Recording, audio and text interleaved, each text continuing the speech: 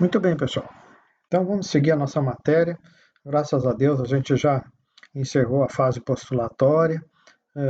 Falamos muito, né, sobre fase postulatória.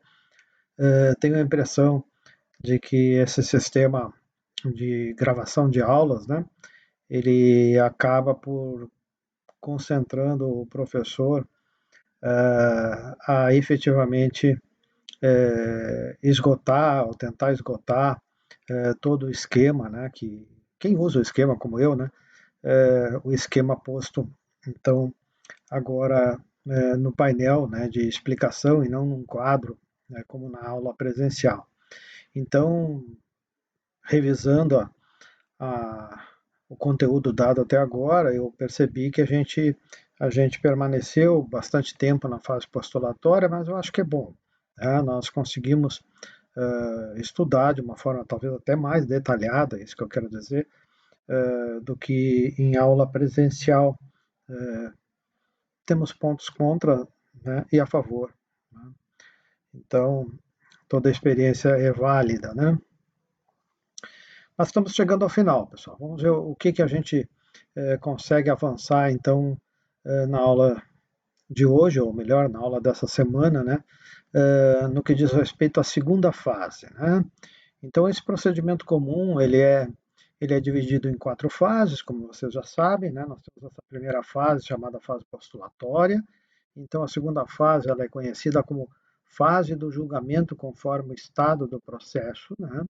E vocês encontram exatamente a partir do artigo 353, eu peço que vocês abram o Código de Processo Civil, porque o 353 ele faz uma abertura, né, indicando que, né, encerradas as chamadas providências preliminares, ou melhor dizendo, tomadas as providências preliminares, se necessárias, a gente viu isso na aula passada, né, as providências preliminares, em suma, elas são a réplica, ou então uma intimação da parte autora para dizer sobre as provas que ainda pretende produzir, né, em razão daquelas situações variáveis, né, se houve revelia, se não houve revelia, que tipo de defesa em que o réu se manifestou por meio de uma contestação, tudo isso influi, né, nessas chamadas providências preliminares, que a gente chama providências preliminares a quê? A fase de julgamento conforme o estado do processo. Então, se vocês olharem lá o artigo 353, ele vai narrar uma situação dentro disso que eu estou mencionando para vocês, né? Tomadas essas providências preliminares, como por exemplo a réplica, como por exemplo a intimação do autor para dizer sobre provas que pretende ainda produzir, ou seja, aquelas que não são documentais, enfim, é nesse momento que o artigo 353 ele encerra como forma de desenvolvimento do processo, ele encerra efetivamente essa fase postulatória e a gente diz assim: inaugura-se uma nova fase, que é essa fase do julgamento conforme o estado do processo. Tá? Eu vou tentar mostrar para vocês um primeiro item assim de compreensão exatamente nesse slide. Ó. Então, a fase do julgamento conforme o estado do processo, e se vocês se transferirem já para o artigo 354, olhem o 355, 356 e o artigo 357. Examinando, né, acima do artigo 354, vocês vão ter o nome da fase do julgamento conforme o estado do processo. Ela se subdivide, pessoal, em sim 3 hipóteses, ou até poderíamos dizer 3 subfases, né? Também poderíamos assim entender. Né? Mas um detalhe que eu acho de suma importância, que não está no esquema, mas é importante de eu ressaltar para vocês, é que essas hipóteses ou essas subfases, elas, via de regra, depois vocês vão ver algumas exceções que eu coloco na explicação de cada uma delas, né, dessas hipóteses, elas dependem sempre da não ocorrência da subfase anterior. Em outras palavras, né, de acordo com o esquema que vocês estão vendo, para que ocorra um chamado julgamento antecipado do mérito, claro, não pode ter ocorrido uma extinção do processo de forma total, né? Seria ilógico, né? Então, abrindo-se a fase do julgamento conforme o estado do processo, o que eu quero dizer para vocês é que essas hipóteses, elas são excludentes nessa linha sequencial. Portanto, para que eu chegue no saneamento, né, e organização do processo, necessariamente, isso até está expresso lá no artigo 357, que eu estou insistindo para vocês já olharem, né, acompanhem a aula olhando o código, tá? É importante isso.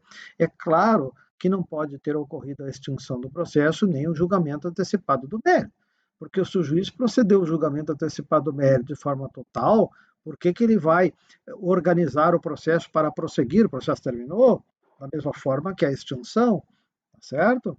Então, na realidade, vocês têm que compreender de que essa fase do julgamento conforme o estado do processo, ela pode ocorrer, mas as hipóteses, em regra, né, elas têm que ser excludentes para que a gente possa chegar exatamente na terceira hipótese e, veja bem, abrir a terceira fase. A terceira fase, qual é? É a fase de produção de provas, né? Outras, anotem já isso, outras em relação a quê? A prova documental. Porque a prova documental é aquela que já deve estar produzida pelo autor da petição inicial e pelo réu na sua contestação. Então, se não for o caso, é isso que eu quero mostrar, se não for o caso de extinção do processo, com mérito ou sem mérito, hipótese 1, tá? Eu verifico se não é o caso de julgamento antecipado do mérito, 355 total. Se não for o caso de julgamento antecipado do mérito total, então sim, eu vou cair na terceira hipótese para preparar o processo, em termos de procedimento, para a abertura da terceira fase, onde nós vamos fazer a instrução do feito. E essa instrução do feito se dá normalmente pela produção da chamada prova oral ou prova testemunhal. Prova oral no sentido de que eu posso ouvir tomando depoimentos pessoais das partes autor e ré, né? Assim como posso também ouvir testemunhas. Excepcionalmente, porque, claro, essa não é a regra, pode também se produzir prova pericial. E aí eu já estou entrando um pouquinho na matéria do professor do semestre que vem. Se houver a necessidade de prova pericial, pela ordem da produção das provas no procedimento comum, ela se antecipa à própria prova oral. Tá? Mas nós não vamos chegar na terceira fase. Nós vamos terminar a nossa matéria exatamente examinando a segunda fase, ok? Então, na segunda fase, ou nós temos uma extinção do processo pelas hipóteses previstas lá no artigo 354, ou nós chegamos à possibilidade de julgamento antecipado do mérito, tá? Ou se isso não acontecer de uma forma total, então sim, vamos preparar o procedimento para que ele ingresse seguramente, eu chamo assim, de uma forma segura, na terceira fase. Porque não me parece lógico nem prudente que eu produza provas, escute testemunhas, né, tome depoimentos pessoais, para depois verificar que eu tenho um problema, um vício processual que impedia, inclusive, de eu abrir a instrução. Pior ainda, quando eu termino a instrução e passo para a quarta fase e chego na fase do julgamento, onde se espera uma sentença do juiz com análise da prova, e o juiz não verificou que eu tenho um vício que causa uma nulidade dentro do processo, portanto, eu tenho que retornar, por exemplo, à fase postulatória. É essa prudência, é essa organização, né, esse saneamento que se examina, né, e se prevê como hipótese, como terceira hipótese, nessa fase do julgamento conforme o estado do processo, certo? Então, dentro dessa sequência de que uma hipótese em não ocorrendo, eu verifico se é a segunda, se não for a segunda, eu verifico então necessariamente que é a terceira e impulsiono para a terceira fase, nós vamos começar a estudar essa primeira hipótese, que nós chamamos da extinção do processo. Tá? Então, da extinção do processo, eu peço que vocês abram lá, sempre insistindo nisso. abram o Código de Processo Civil. Tá? Claro que o legislador ele estabeleceu essa primeira hipótese, né, dentro dessa fase, como da extinção do processo, estabeleceu sim, pensando em que o processo pode terminar, daí vem o nome, né, pode terminar com em princípio, com uma sentença, né, seja essa sentença uma sentença sem resolução do mérito ou uma sentença com resolução do mérito. E se vocês estiverem olhando esse artigo 354, ele diz exatamente isso. Né? Ocorrerá a extinção do processo se presente, então, todas as situações do artigo 485, né? Ou, e isso é importante, por isso o asterisco ali, ou as duas situações do artigo 487, incisos 2 e 3, que será também uma extinção, mas uma extinção com resolução do mérito. E o Código de 2015 me parece talvez num pequeno equívoco, né, pela contradição da expressão, né, ele proporciona, no parágrafo único desse artigo 354, uma extinção parcial. Né? Me parece difícil, né? Na realidade, nós teríamos que sugerir aqui, quem sabe, uma outra denominação, porque extinção é extinção. A extinção do processo, a ideia é de que o processo não segue. No entanto, o parágrafo ele já prevê, né, uma possibilidade em que ocorra a extinção em parte de pedidos e, consequentemente, prossiga para a segunda hipótese dessa fase ainda, né, mas da segunda hipótese, quem sabe um julgamento antecipado do mérito. Se não for possível o julgamento antecipado do mérito, quem sabe a abertura até da terceira fase, fase de instrução. Mas a ideia e eu acho que não se percebeu, né, quando se colocou esse parágrafo, a ideia predominante é de que o juiz, sim, ele no início dessa fase do julgamento conforme o estado do processo, em verificando uma das situações previstas no artigo 485, que colocam, sim, fim ao processo, tá? Colocam fim ao processo sem resolução do mérito, ele deverá ali proferir uma sentença. Ou, quem sabe, ele verifica uma das hipóteses do 487, inciso 2 e 3. Ele exclui, e claro, por uma lógica, ele exclui o inciso 1, tá, do 487. Eu acho que eu já falei em outras aulas, mas eu vou pedir que vocês anotem novamente isso, né, porque esse ponto é importante. Né? Na realidade, o inciso 1 do artigo 487 diz que haverá resolução do mérito, né, no inciso 1, quando o juiz ele vai dar procedência ao pedido do autor, vai acolher o pedido do autor ou vai desacolher o pedido do autor. Então, vocês podem anotar, é uma anotação no código, no caderno, de que essa hipótese do inciso 1 do 487 do nosso Código de Processo Civil prevê aquilo que se denomina julgamento do mérito propriamente dito. O julgamento do mérito propriamente dito caracteriza aquilo que eu já expliquei para vocês, a jurisdição típica. O juiz, ele de uma forma vertical, ele aprofunda a matéria fática para tentar perceber a verdade formal e dizer se o autor tem ou não tem razão. O direito alegado pela parte postulante existe ou não existe. Isso é julgamento do mérito propriamente dito ou jurisdição de conhecimento propriamente dita. Tá?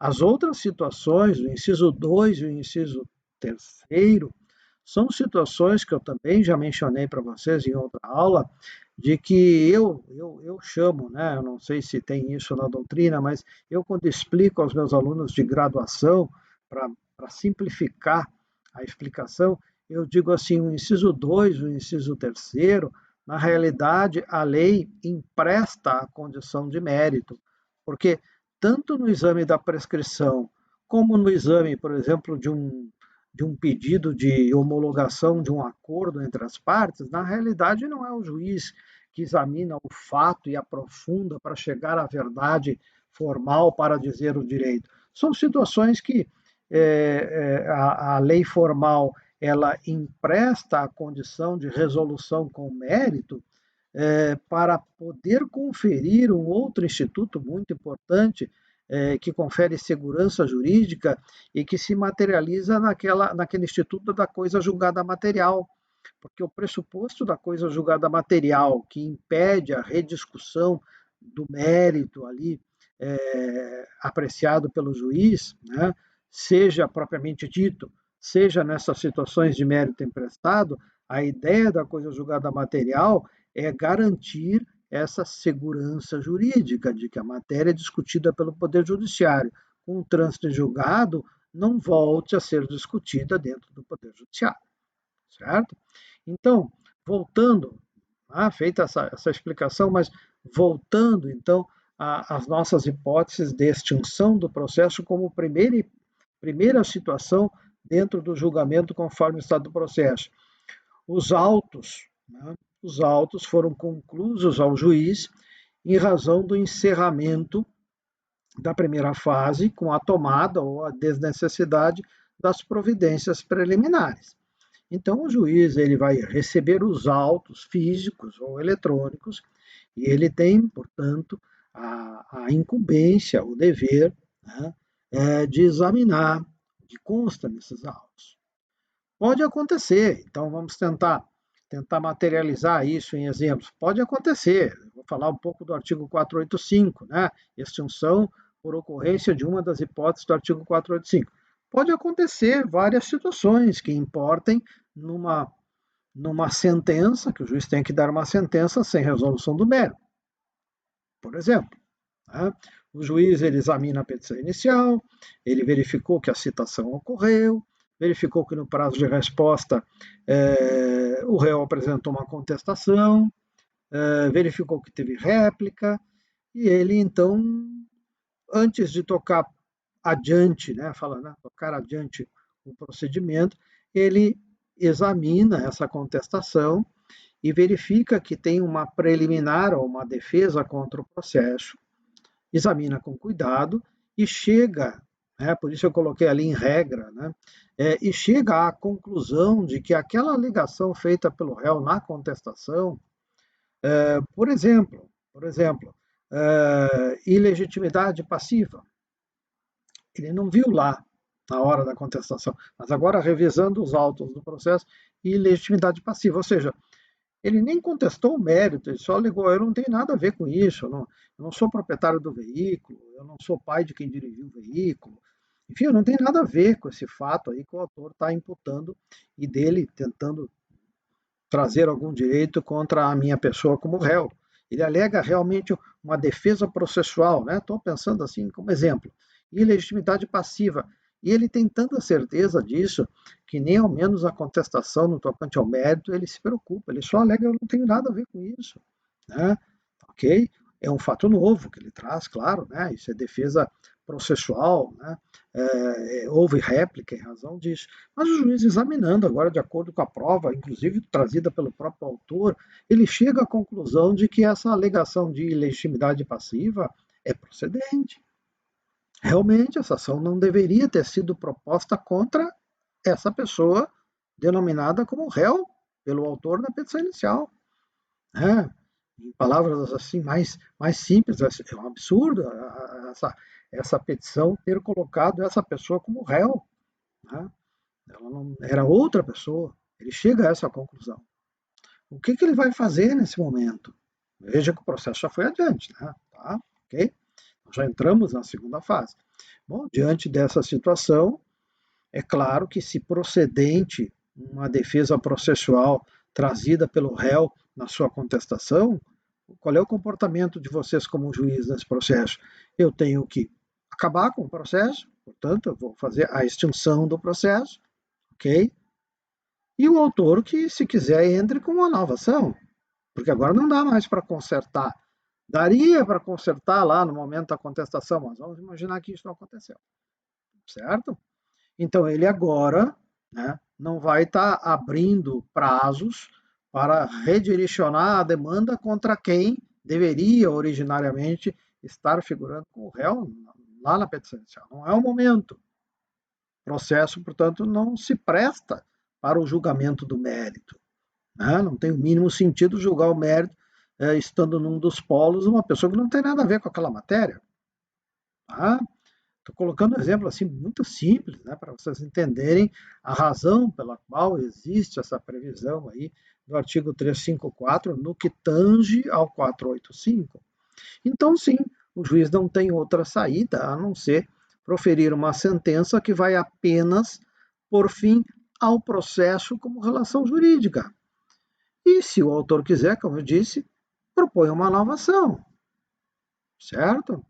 É claro, existe um ônus de sucumbência nesse sentido. O autor perdeu, porque o processo parou na defesa do réu, em que pese processual, em que pese sem julgamento do mérito. Mas houve uma perda. Vai ter que pagar as custas, vai ter que pagar honorários de sucumbência ao advogado do réu que fez essa alegação. Eu dei esse exemplo para ficar assim muito simples, né? Muito clara a situação. Evidente, pessoal, evidente que algumas alegações de ilegitimidade passiva, no sentido de que o réu não tem nada a ver com esse fato, que é a causa de pedir do autor, muitas vezes se confunde com o próprio mérito. Eu tenho que produzir provas para saber se efetivamente aqueles fatos alegados pelo réu conferem, né? Não é essa a situação que eu estou trazendo como exemplo. Estou trazendo uma situação em que o juiz, com a prova que já existe nos autos, verifica que no plano processual, não no mérito, né?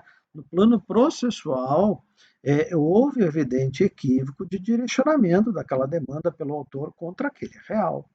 Tá? Isso na Justiça Federal acontece porque as pessoas muitas vezes não entendem ou não chegam a aprofundar de que a União, né, que chama a competência da Justiça Federal,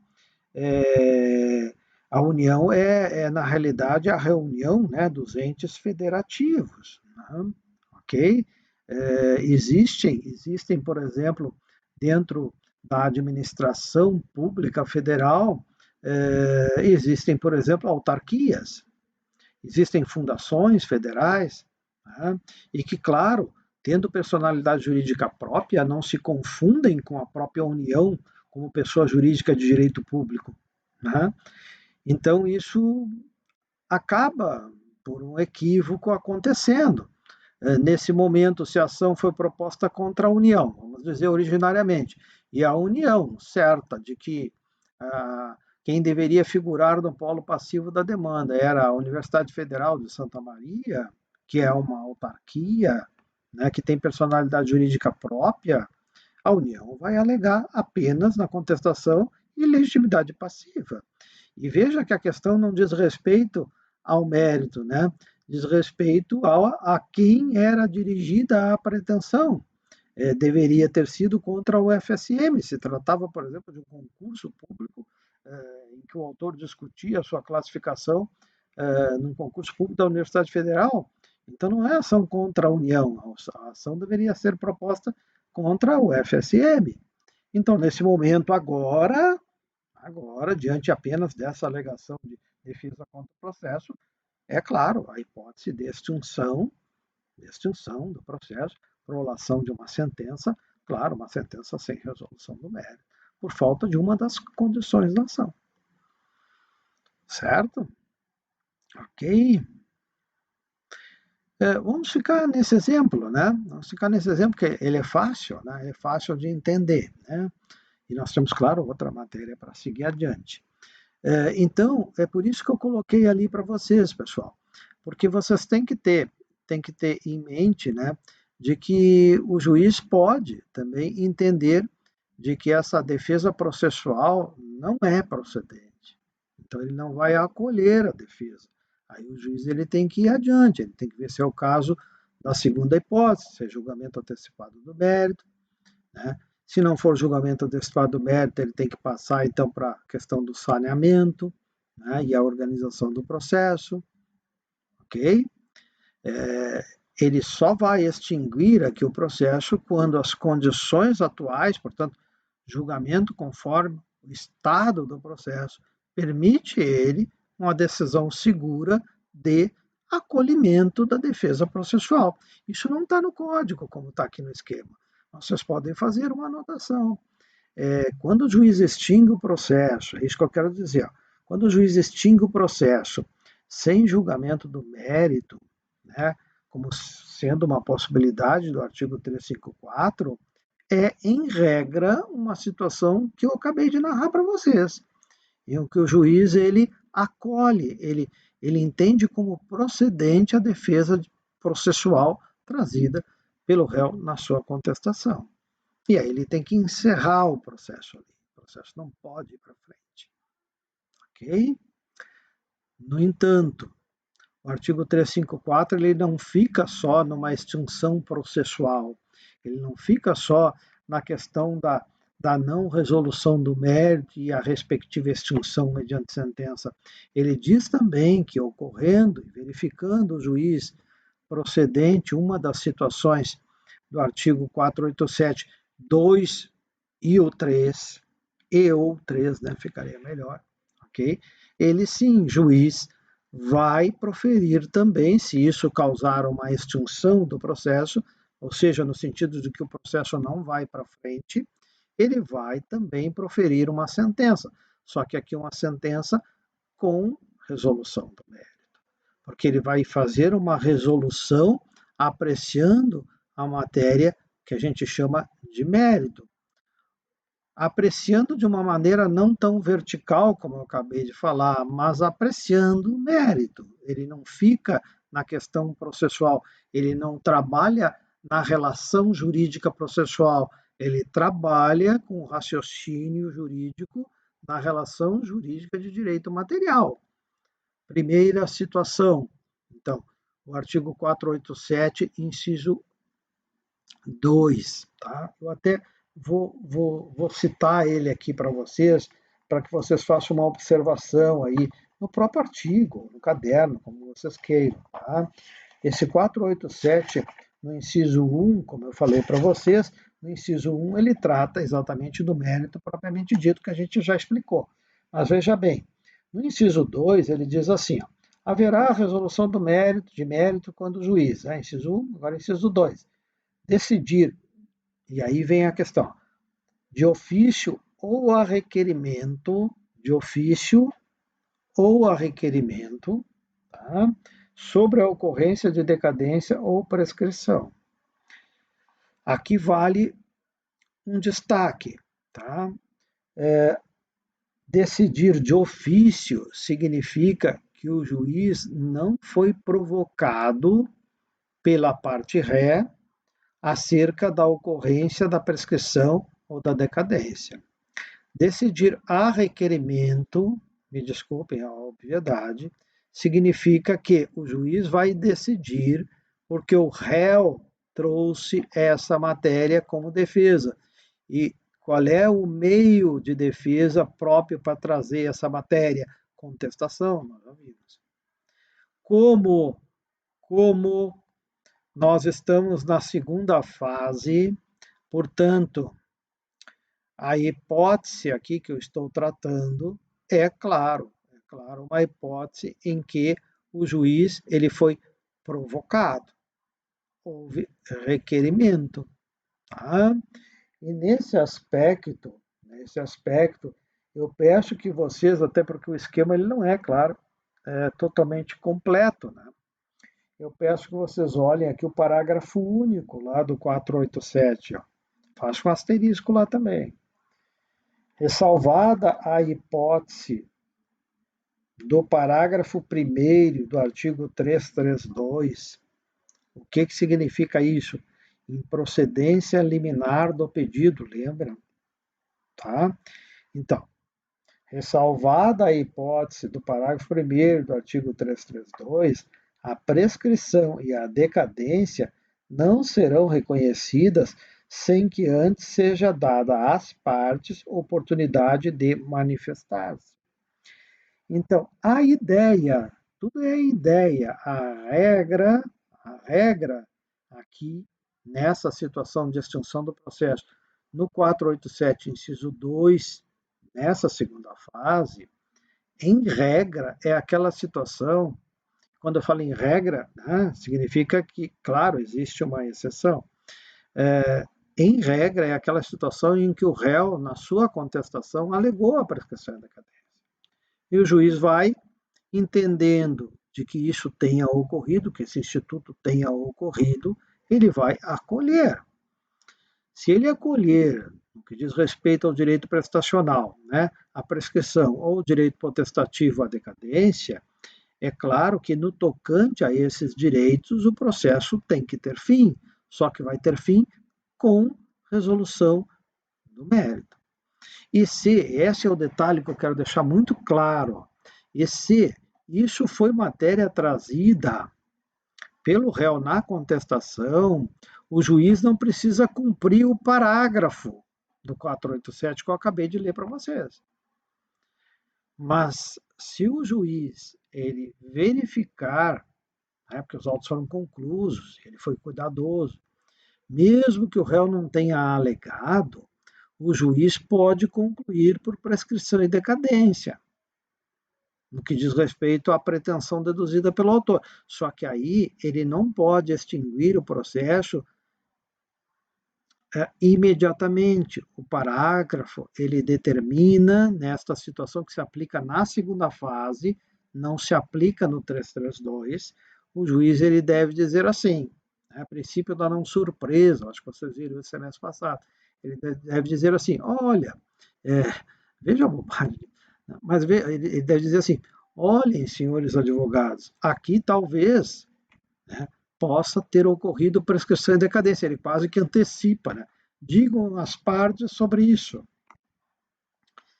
É o tal do mimimi, né? É o tal do negócio de proteger, assim, toda e qualquer surpresa aos advogados, né? Ora, a matéria de prescrição e decadência é uma matéria simples. Quem está atuando no direito tem que saber isso, né? Entenderam? Então não pode ser surpresa, mas essa é a minha opinião, né? É um comentário que eu faço com vocês aqui. Né? O código ele estabelece isso, tá? Ele estabelece que a única hipótese que o juiz pode, sem ouvir as partes e sem ser provocado, ele pode decretar prescrição, pode reconhecer decadência, é aquela hipótese lá do 332, portanto, na primeira fase, como um desvio após a admissão da demanda. Veja como tudo isso que a gente está falando se comunica, né, e se conecta, como eu venho dizendo, desde a época das aulas presenciais. Certo? Então, claro, voltando então à Terra, como eu digo, né, voltando à nossa situação em exame, né, se o juiz verificar, e normalmente ele vai verificar se foi provocado na contestação, se ele verificasse que realmente aquela alegação, que a gente chama preliminar de mérito, é procedente, né, em relação a todos os pedidos, ou ao único pedido, né, pode ser um pedido simples, pode ser um pedido cumulativo, olha aí, de novo, estamos conectando matéria. Tá? Então, claro, ele vai proferir uma sentença, pondo fim ao processo, só que em reconhecendo prescrição e ou decadência, é uma situação de mérito emprestado, porque ele diz sobre a relação jurídica de direito material, mesmo que não tenha aprofundado a prova do fato. Mas ele faz um raciocínio assim, mesmo que o fato seja verdadeiro e dali decorra esse direito subjetivo alegado pelo autor, esse direito não pode mais ser exigido em razão da prescrição. Esse é o raciocínio que o juiz faz. Portanto, é por isso que eu digo, isso é mérito emprestado, né? Porque mérito propriamente dito é quando o juiz ele chega à conclusão acerca da verdade formal do fato.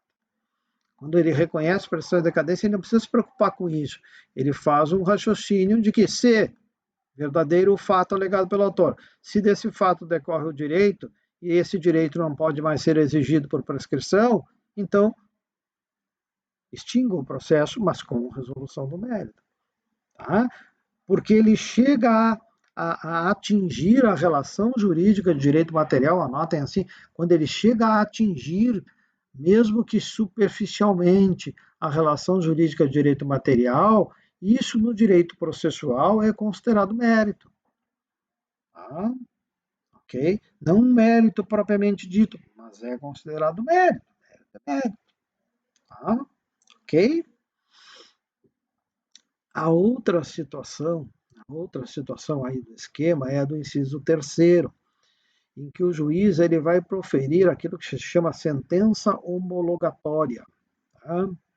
A sentença homologatória, ela é na realidade um ato do juiz que deve por fim, né?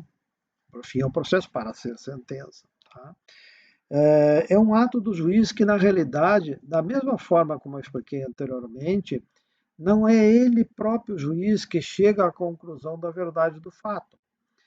É normalmente uma situação que, pelas partes, é trazida ao juiz a solução da demanda. Né? E isso vocês verificam exatamente nesse inciso terceiro. Por exemplo, reconhecimento do pedido. Quem é que pode reconhecer o pedido? Claro, o réu. O réu reconhecendo o pedido, isso significa reconhecer o direito alegado pelo autor com seus efeitos. Obviamente que se o réu reconhece o direito alegado pelo autor, não sobra espaço para o juiz, ou até necessidade, vamos assim dizer, de perquirir sobre a verdade formal. É o próprio réu que reconhece como verdadeiro o fato, reconhece como verdadeiro o direito. Né? Ele não vai reconhecer verdadeiro o direito se não verdadeiro não for o fato. Né? Me parece lógico e óbvio isso. Então, sim, se o juiz concordar que pode haver esse reconhecimento do pedido do réu em relação ao direito postulado pelo autor, ele pode homologar. Todavia, se ele tiver dúvida, por exemplo, num desvio de finalidade, isso pode acontecer, ele verificar que na realidade estão usando o Poder Judiciário para uma finalidade que não lhe é própria e buscando apenas a homologação daquilo que não deveria ser homologado. Tá? Então, pelo Poder Judiciário, então, claro que o juiz ele pode nesse momento não homologar. Tá? O inciso terceiro ele não impõe essa obrigação ao juiz. O juiz tem sim uma discricionariedade, a gente diz, para não homologar a situação posta pelas partes como solução daquele conflito. Tá? Na Justiça do Trabalho, pode isso acontecer, né? A tentativa, por exemplo, de uma homologação de um acordo já entabulado entre as partes, um acordo entre aspas, né? Vamos introduzir aí um ingrediente de má fé, talvez até prejudicando ao próprio empregado, né?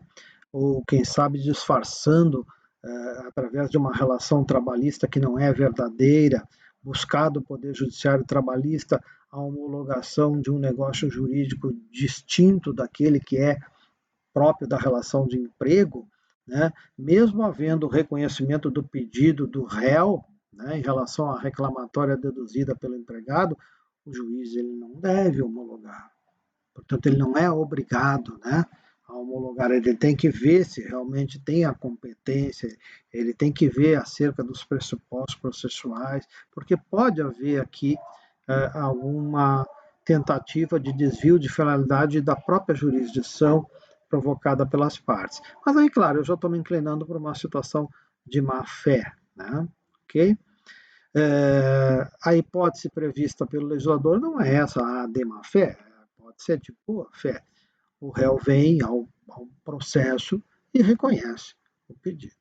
Tá? Então, o juiz, já que houve o reconhecimento do pedido, ele vai homologar isso para, como eu já falei, fazer incidir a coisa julgada material e essa matéria de direito não possa ser matéria de arrependimento posterior e trazer novamente ao judiciário uma matéria que já foi trazida e decidida, mesmo que dessa forma. Tá? A outra situação que está posta ali também é comum, né? Nós já vimos que a transação nada mais é do que o acordo, né? Esse acordo pode ser mediante mediação, pode ser mediante conciliação, e isso pode inclusive ter ocorrido, né? E é por isso que nós já fizemos até aqui uma crítica, né?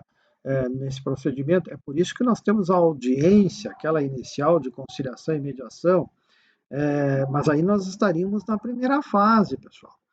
O que, que eu estou trazendo aqui para vocês? É uma situação um pouco diferenciada. Vamos imaginar que houve aquela audiência, lá não teve o acordo, né? Mas o processo foi para frente, abriu o prazo de resposta, tem contestação, enfim, os advogados se comunicaram, e isso é muito, muito bom que os advogados tratem dessa situação, não os juízes, sim os advogados tratem dessas possibilidades de acordo. Então, numa situação dessas, em que uma transação, né, ou melhor, um acordo é feito fora do processo, portanto, eu coloquei ali a transação extrajudicial, tá? Fora do processo, as partes podem vir aos autos do processo, né, representadas pelos seus respectivos advogados, e trazerem ao juiz, para fins de homologação, é uma possibilidade, esse acordo entabulado entre as partes e querem do juiz a homologação. Para quê? Para exatamente ter essa coisa julgada material, né? Essa segurança jurídica. Portanto, uma transação extrajudicial que vem aos autos do processo, o juiz vai também, como expliquei anteriormente, né, ele vai fazer uma análise para ver se não tem uma questão de desvio de finalidade e tal, de má fé, e se estiver tudo dentro do razoável, sem qualquer ilegalidade, o juiz ele vai homologar a transação. Não é uma transação, portanto, judicial, é uma transação feita fora dos autos, mas que vem aos autos como documento trazido pelas partes. Se as partes chegaram a um acordo e esse acordo preenche os requisitos legais, não há mais necessidade de uma decisão judicial. Na realidade é isso, né? Na realidade aqui, o correto mesmo, né, seria até mesmo o juiz extinguir o processo sem julgamento do mérito.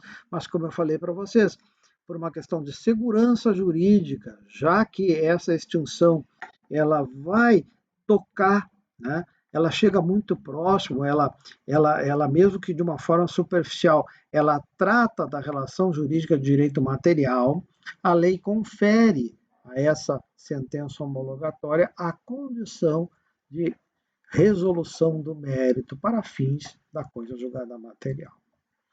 E a outra hipótese é o contrário da primeira, né, em que houve uma renúncia do direito. Quem é que vai renunciar ao direito? O direito é posto pelo autor, portanto, quem pode renunciar é o autor.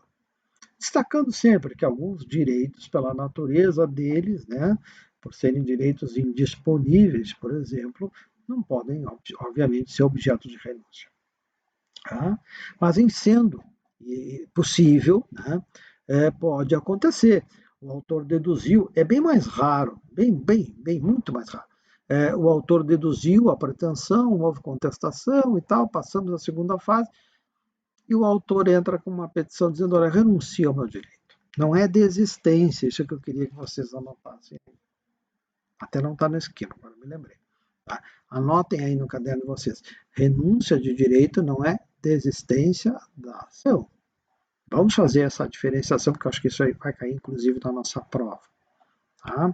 A renúncia de direito, tá, significa a renúncia de direito subjetivo material. Atinge a pretensão de direito material. A desistência da ação atinge a relação jurídica processual. Então, a pergunta que pode vir, tá? Estou dando aí a dica para vocês, a pergunta que pode vir dentro de um contexto, de uma problemática, né? Em que eu vou ali formular um probleminha para vocês aplicarem essas situações que a gente está verificando agora, eu posso dizer que o autor renunciou ao direito e protocolou a petição e os autos foram encaminhados ao juiz, aí é o que nós estamos tratando. O juiz vai proferir uma sentença de homologação com resolução do mérito, mas eu poderia mudar, eu poderia colocar assim: o autor protocola pedido de desistência da ação, ouvido o réu, porque tem que ter a anuência, ouvido o réu concorda com a desistência da ação, ou melhor, do processo. Né? Ok? Então, nessa situação em que houve uma desistência do autor da ação, ele está desistindo da relação processual. Se houver a concordância do réu no tocante a essa desistência, o juiz vai extinguir o processo, mas no 485, basta vocês olharem lá o 485, vocês vão encontrar exatamente esta situação. Tá? Então, faço aí um asterisco nisso que eu estou falando, uma anotação importante. Tá? Não adianta só olhar o esquema, tem que assistir, infelizmente, para você. Tem que assistir a aula, porque essas coisas vão vindo, né, durante a exposição. Ok? Então, desistência da ação diz respeito à relação jurídica processual. Renúncia do direito aqui, que eu estou falando, diz respeito à relação jurídica material. Portanto, a renúncia de direito importa numa sentença homologatória de mérito. A desistência da ação, com a concordância do réu, vai haver uma sentença sem resolução do mérito. Tá? A sentença sem resolução do mérito, ela põe fim definitivamente na relação processual apenas. Né? E forma aquilo que a gente chama coisa julgada formal. Quando eu tenho uma sentença com resolução do mérito, eu formo a coisa julgada formal, mas mais do que isso, eu formo a coisa julgada material. Vocês vão ver melhor esse instituto da coisa julgada, né, no semestre que vem. Mas aqui eu acho que eu já passei para vocês algum conteúdo acerca desse instituto que tem uma importância muito grande. Tá? Então, pessoal, tentando terminar essa primeira hipótese aqui, né, extinção do processo, tá? No seu sentido de extinção total do processo, é o que prevê esse caput do artigo 354. E essa extinção pode se dar com ou sem resolução do mérito. No entanto, existe o parágrafo único desse artigo 354 e que prevê, sim, uma situação em que eu tenha pedidos cumulativos, eu acho que é essa a hipótese, né? Eu tenho pedidos cumulativos e o juiz, em relação a um deles, extingue parcialmente o processo. É uma expressão um pouco equivocada, né? Como, terminologicamente falando, tá? Que eu já ressaltei inicialmente, é o que diz esse parágrafo, portanto, eu vou ler aqui com vocês, né? Artigo 354, parágrafo.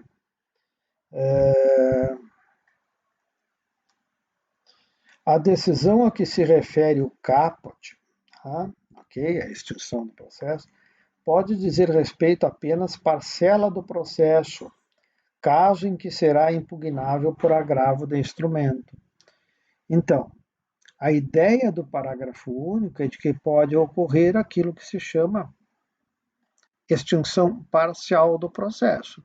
Portanto, o processo vai continuar, né? O juiz vai extinguir em relação a um dos pedidos ou em relação a alguns dos pedidos formulados pelo autor, mas vai remanescer outro ou outros que vai necessariamente passar pela análise da segunda hipótese. Será o julgamento antecipado do mérito? Em não sendo, vamos fazer o saneamento e vamos passar para a terceira fase. Tá? Então, o que eu posso perguntar para você sobre isso? Né? Eu coloquei ali, natureza jurídica. Eu não tenho condições aqui de explicar recursos para vocês, mas contra as decisões interlocutórias que se refere a esse parágrafo, o recurso cabível, né, em relação a algumas das decisões interlocutórias, e no caso essa é uma das hipóteses, cabe, né, agravo de instrumento. E, no tocante à sentença, seja ela com ou sem resolução do mérito, o recurso cabível é a apelação. Acho até que a gente já viu isso numa outra aula aqui, pelo menos eu já devo ter referido essa distinção. Portanto, a pergunta que pode vir, né, qual a natureza jurídica do ato do juiz, né, que extingue o processo nos termos do artigo 354, né, na segunda fase? Depende, professor, essa é a resposta. Né? Mas não só isso. Né? Depende. Se for uma extinção propriamente dita, uma extinção total do processo, o ato do juiz será uma sentença. E, se houver resolução do mérito, né, uma sentença definitiva, uma sentença com resolução do mérito, se for sem resolução do mérito, uma sentença meramente terminativa, nós temos uma aula específica sobre atos do juiz. Tá? No entanto, professor, essa resposta, se a extinção, entre aspas, for parcial, né, a natureza jurídica do ato do juiz é de uma decisão interlocutória, com mérito ou sem mérito. Nós temos também isso, falei na aula dos atos do juiz. Certo? Então, veja bem, em não parando, é assim o raciocínio, em não parando o processo na extinção, né, do artigo 354, tá? Eu passo a verificar se não é o caso do julgamento antecipado do mérito. Eu passo adiante, eu vou ao 355 e quem sabe ao 356. Tá? Mas o pressuposto para que eu passe adiante desse slide aqui, e no procedimento é a mesma coisa, eu tenho que, portanto, não ter ocorrido a extinção mediante a prolação de uma sentença, ou o juiz extinguiu o processo apenas em relação à parcela dele. Parágrafo único do artigo 354. E aí sim, eu vou começar a examinar com vocês exatamente essa situação que a gente chama, ou segunda hipótese, de julgamento antecipado do mérito. Portanto, o pressuposto do julgamento antecipado do mérito é esse: não ter ocorrido a extinção total do feito nos termos do artigo 354. Esse é o pressuposto procedimental, vamos dizer, para a análise, né? Se é o caso, vocês têm que se colocar como juiz, como conduta do juiz, como presidente do procedimento, tá? Como condutor do feito, que a gente chama. O pressuposto, o requisito procedimental é que eu não tenha parado na extinção do processo, claro, de forma total. Porque aí, se eu proferir sentença lá, nem examino a possibilidade do julgamento antecipado do mérito. Portanto, anotem aí no caderno de vocês, que eu já vi vocês na prova, tem alunos que têm essa matéria porque pegaram de colegas de outros semestres e tal. Veja bem, julgamento antecipado do mérito não é, anotem aí, não é, tá, aquilo que a gente trata no artigo 332. O 332 é da primeira fase. Lá é chamada improcedência liminar do pedido. Vigente na prova passada, eu acho, confundindo coisa que eu nem tinha dado em sala de aula. Tá? Ou melhor, em vídeo aula. Portanto, o julgamento antecipado do mérito previsto lá no artigo 355, e o 355, vocês anotem, ao lado ali, é o julgamento antecipado do mérito total. Coloquem assim, porque o 356 ele trata também dessa situação que eu não vejo na prática a importância, mas está aí no código, a gente tem que explicar. Tá? Eu não aplicaria esse 356, nunca apliquei ele. Tá? Veja bem, ali eu trato de uma outra situação, julgamento antecipado parcial do mérito. Vamos ficar no julgamento antecipado do mérito total, vamos chamar assim. E essa segunda hipótese, assim, ela é muito fácil. Né? Eu resumiria que é cabível o julgamento antecipado total do mérito quando o juiz, em não tendo extinto o processo no 354, que é o pressuposto, ele, analisando os autos do processo, chega à conclusão de que o processo está, a expressão é essa, tá? E isso veio com o Código de 2015. O processo está maduro, ele está pronto para o julgamento do mérito propriamente dito. Essa é a ideia. E ele, anotem, né? E tudo isso que estou falando, pessoal, claro, já está gravado, né? Mas é importante anotar, a gente grava melhor, eu acho. E ele está maduro, porque a prova produzida naquele processo é suficiente. E essa prova só pode ser a prova documental, porque até aqui não se ouviu testemunhas, não se fez prova pericial, porque isso é só na terceira fase. Ou conjuntamente com a prova documental, ocorreu o chamado efeito material da revelia. E fatos que talvez dependessem da oitiva de testemunhas se tornaram incontroversos. Nós vimos isso como efeito material da revelia. Então, nessa situação, o processo está maduro porque não precisa da produção de outras provas. A gente pode ler o inciso 1 e o inciso 2 como um todo.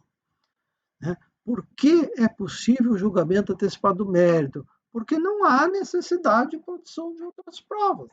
Seja porque a prova documental é suficiente, seja porque houve a incidência do efeito material da revelia e, portanto, se presumem verdadeiros os fatos alegados pelo autor, ou seja, os fatos são controversos.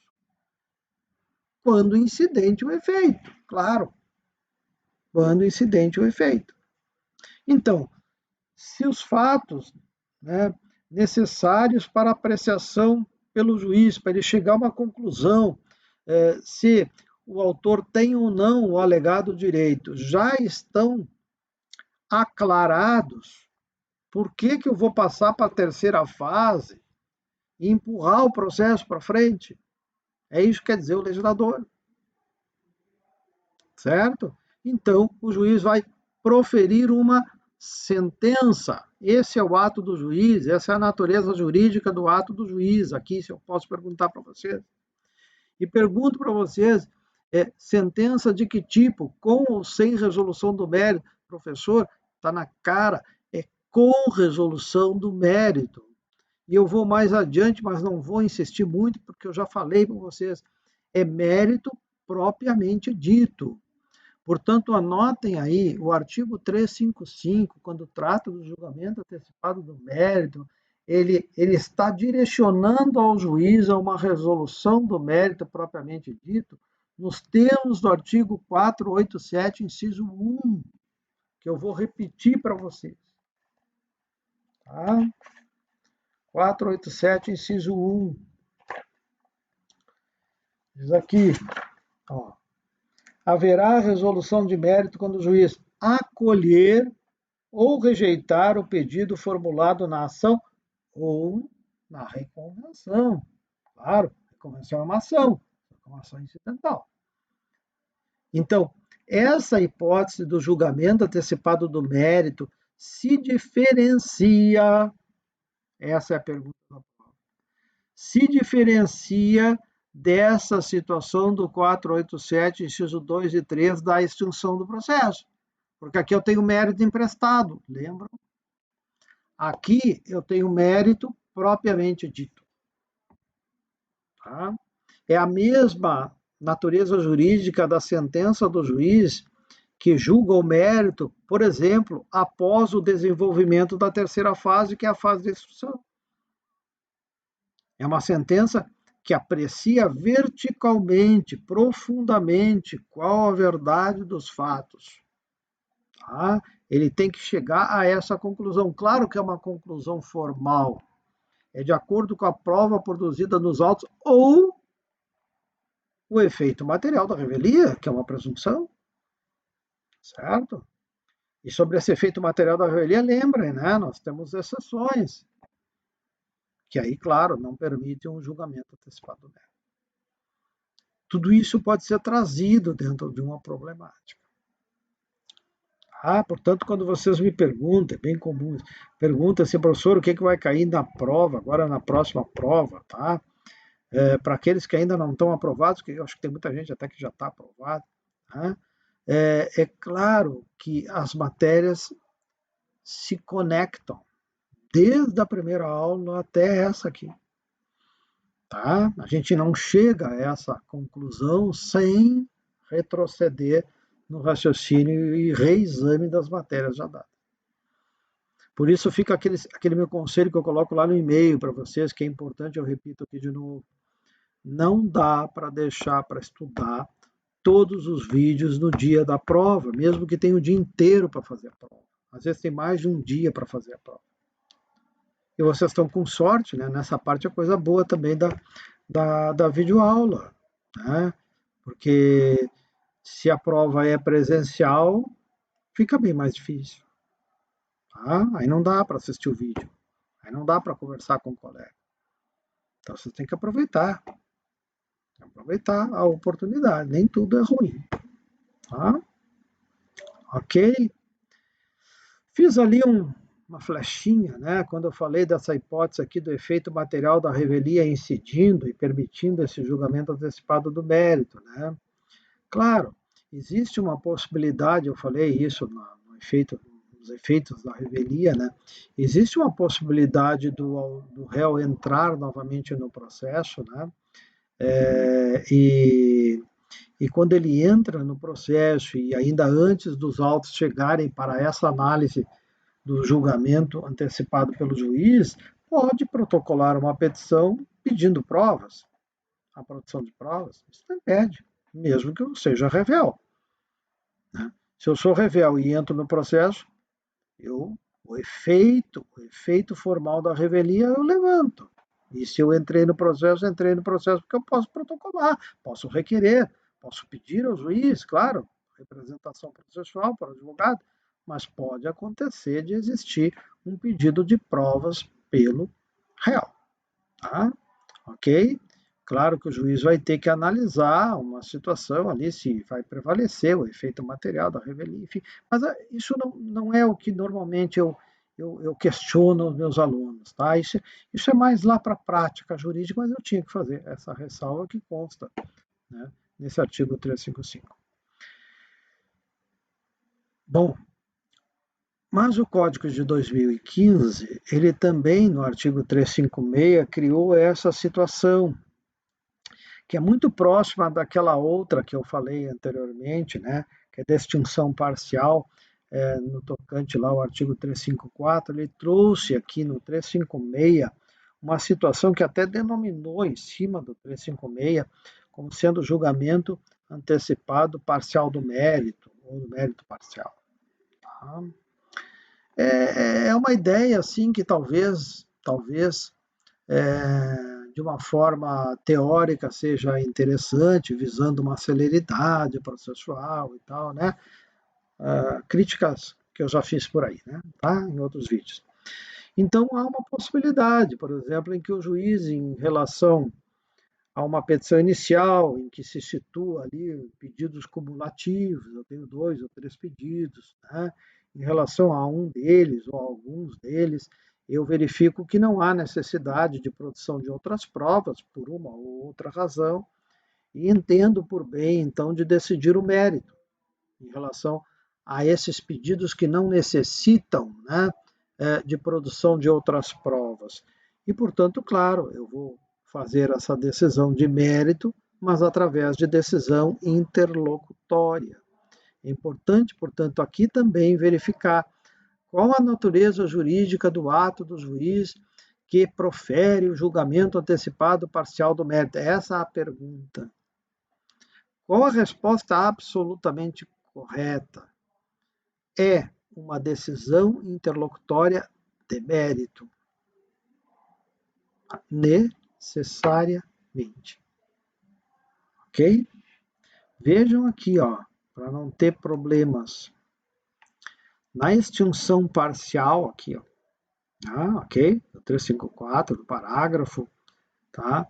A decisão interlocutória também, só que ela pode ser sem resolução do mérito, baseada no 485, ou com resolução do mérito, no caso emprestado, do 487, inciso 2 e 3. No julgamento antecipado do mérito, seja total, seja parcial, tá? O juiz, por sentença ou por decisão interlocutória, ele vai estar atuando no inciso 1 do 487. Isso é que eu quero deixar muito claro para vocês. Certo? Ok? Pois bem, pessoal. Em não sendo a incidência do 354, em não ocorrendo, tá, o julgamento antecipado do mérito, extinção do processo total ou julgamento antecipado do mérito total, essas são as duas situações. Em isso não ocorrendo, o procedimento, obviamente, vai para frente. Né? Ok? Então, eu posso chegar na terceira hipótese dessa fase, porque não incidiu o 354 e nem o 355, mas também posso chegar nessa terceira hipótese, porque eu tive uma decisão interlocutória do 354, parágrafo único, ou eu tive uma decisão interlocutória do 356. Ok? Tá? Então, se há necessidade, ou melhor, se houver necessidade verificada pelo juiz como condutor do processo, de que outras provas são necessárias para o esclarecimento da verdade dos fatos trazidos pelo autor da petição inicial, ou até pelo réu na reconvenção. Não podemos esquecer a reconvenção. O juiz ele tem que preparar, essa é a ideia, ele tem que preparar a terceira fase, que se chama fase instrutória. E ele tem que preparar no sentido de que quando abrir a terceira fase, ele não tenha que voltar. Certo? Eu faço assim uma comparação. Né? Antes de fazer uma cirurgia, vamos dizer, no abdômen de uma pessoa, me parece assim, né, que ao médico cabe analisar por via de imagens, né, as circunstâncias possíveis de serem analisadas por imagem, para que ele não se surpreenda quando iniciar a cirurgia. Tá? A ideia, fazendo uma comparação, é a mesma.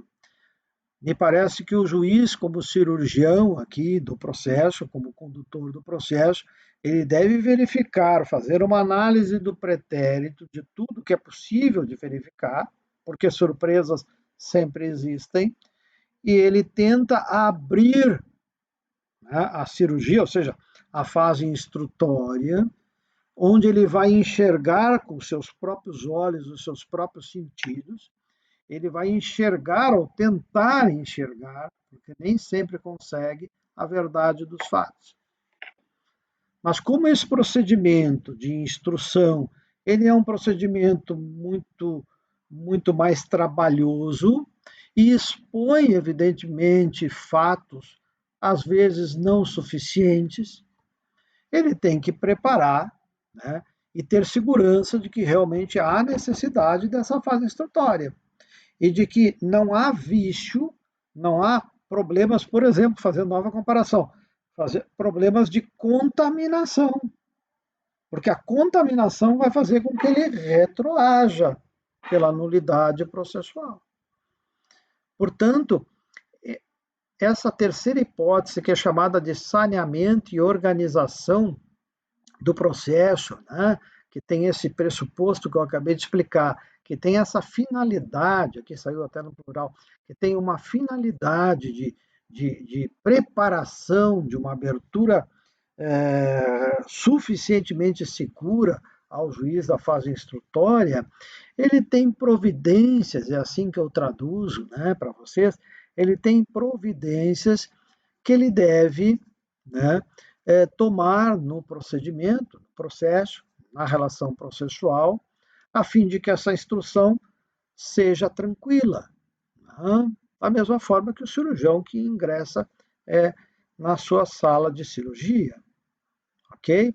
Então, algumas providências vamos dizer assim, de asepsia, algumas providências de aprofundamento, né, do mérito, né, ou de verificação muito próxima do mérito. Tudo depende do caso que vocês estiverem analisando como juízes, que serão alguns de vocês no futuro.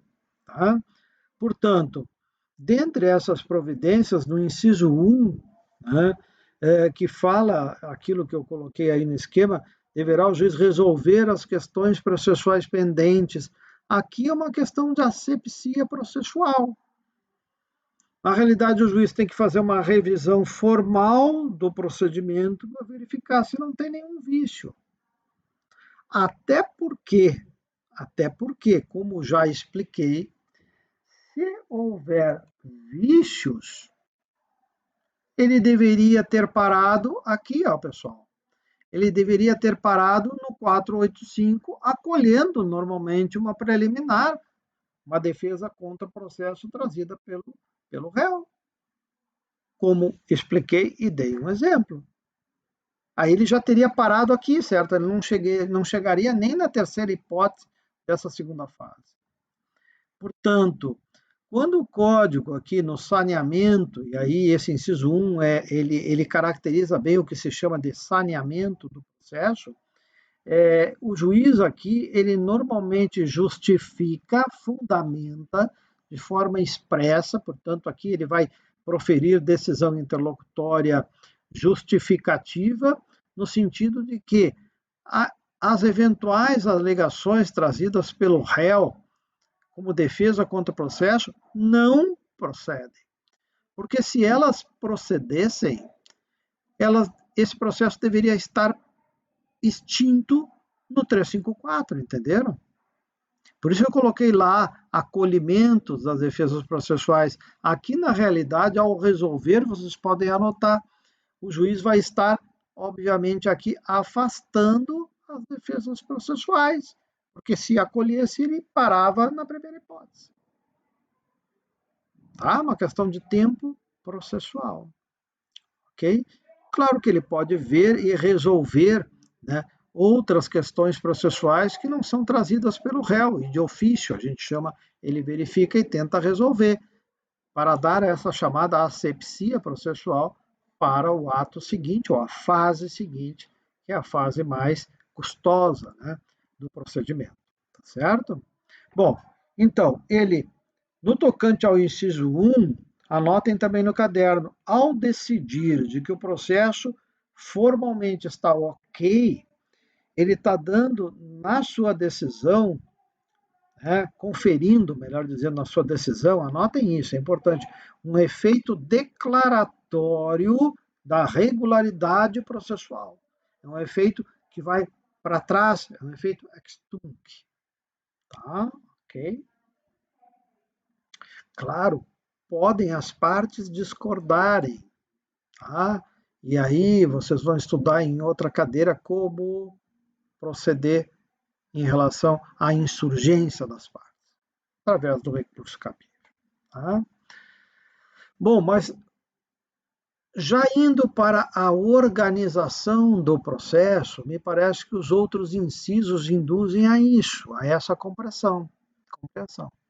Né? O juiz, além de resolver as questões processuais pendentes, o juiz deve sim, por uma questão de lealdade processual, por uma questão de transparência, o juiz deve, diz ali o código, delimitar a matéria de fato. Na realidade, o juiz deve dizer na sua decisão interlocutória para que as partes saibam, né, o que está na cabeça do juiz analisando o processo, quais são os fatos que ele, como juiz, destinatário da prova que vai ser produzida na fase seguinte, quais são os fatos que ele, juiz, entende que ainda são controvertidos, anotem isso, Quais são os fatos ainda controvertidos, doutor? Essa é a ideia, tá? Porque os advogados têm que saber, por expressão do juiz, qual a prova, qual a testemunha que eles vão arrolar, né, para esclarecer o fato que o juiz deve dizer aqui nesse momento, o fato que ele tem dúvida. Claro que se no final da instrução ele mantiver a dúvida, nós temos a questão do ônus da prova, né? Tá? Então, pessoal, eu tô unindo o inciso 2 e estou falando também do inciso 4. Eu até estou sugerindo aqui, né, de que o inciso 2 e o inciso 4, ele deve ser dito pelo juiz na decisão de uma forma conjunta e conectada. O juiz ele deve dizer, olha, eu ainda tenho dúvida e tenho como controvertido o fato alegado pelo autor no tocante à velocidade do réu, tendo em vista que a imprudência se caracteriza por esse aspecto, ou seja, ele toca a palavra, ele toca o aspecto fático, ele expressa o aspecto fático e vincula a matéria de direito necessária, né, ou ali decorrente, para que os advogados saibam, né, de uma forma muito clara, quais são as dúvidas de fato e o que isso implica na resolução do direito, a fim de que possam, e aí a lealdade, né, e até o princípio da cooperação, possam, né, proporcionar ao juiz, representando os interesses, né, de autor e réu, possam proporcionar prova suficiente ao esclarecimento da verdade ao juiz. Essa é a ideia, o juiz tem que dizer para que os advogados saibam quais os fatos ainda controvertidos na cabeça dele. Tá? E quando o juiz faz isso, né, ele também, aí eu digo assim, até o código foi um pouquinho além, né? Caberia ao juiz definir o ônus da prova. Na realidade, o ônus da prova está definido no artigo 373. Tá? Mas, enfim, também uma exigência do artigo 357, portanto, o juiz, além de definir a matéria fática ainda controvertida, deverá, a palavra talvez melhor seja, deverá ressaltar, né, ressaltar aos advogados que em relação ao fato 1, por exemplo, o ônus da prova é do autor, em relação ao fato 2, o ônus da prova é do réu. Isso seria, vamos assim dizer, né, uma definição do ônus da prova. Tá? Para que eles saibam, como eu já expliquei para vocês, se no final de toda a instrução eu ficar juiz com a dúvida, o ônus da prova vai ser a regra de julgamento subsidiária. Nunca esqueçam isso, nem em termos de graduação, aqui, de aprendizado, e nunca esqueçam isso, muito mais importante quando vocês forem advogados. Tá? Ok? O ônus da prova é uma regra de julgamento subsidiária. Portanto, se o juiz, ao final da instrução, ficar em dúvida, a dúvida vai favorecer a parte adversa que não alegou aquele fato. Daí o perigo, né, da contestação alegando defesa de mérito indireta quando desnecessário. Mas aí é matéria que a gente já comentou. Bom, e aí a gente já está chegando no final, né, e preparando e organizando então esse processo, esse procedimento para a abertura da terceira fase, a fase da instrução.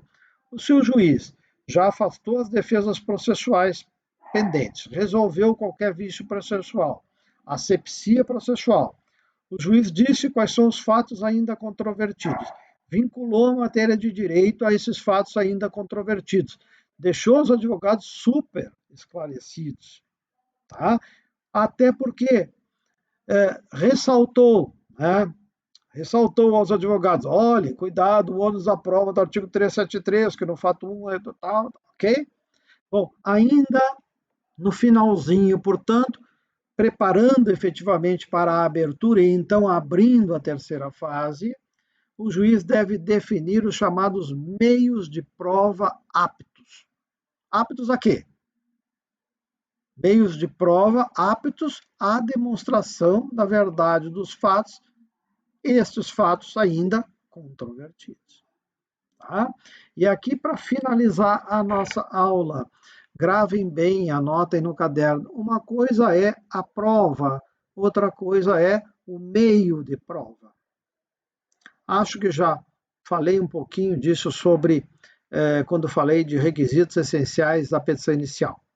Mas, enfim, a prova, anotem aí, o sentido genérico de prova, que é importante, e ele, claro, ampara o conceito de prova também judicial, a prova é a demonstração da verdade do fato. A prova judicial é a demonstração da verdade dos fatos, da causa, mediante devido processo legal, contraditório, ampla defesa, em autos de processo.